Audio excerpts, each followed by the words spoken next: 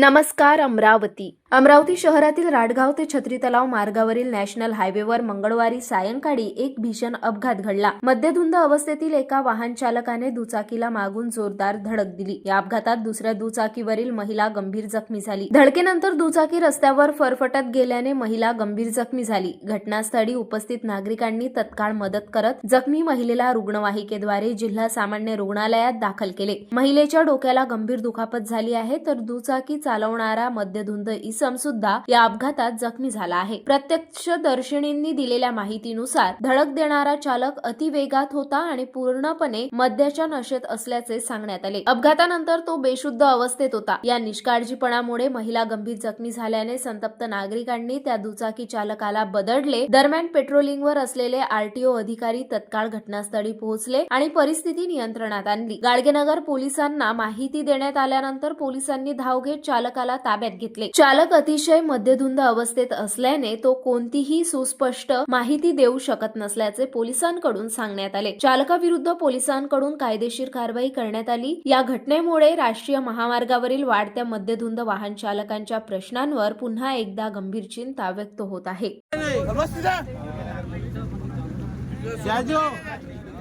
डरना मत, ये पैसे वाली पार्टी है। चुपचाप साले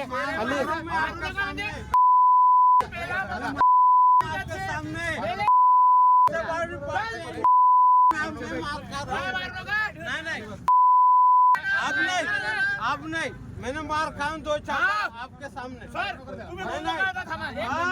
आप पैसे वाले हो, चक्कर में पुलिस वाले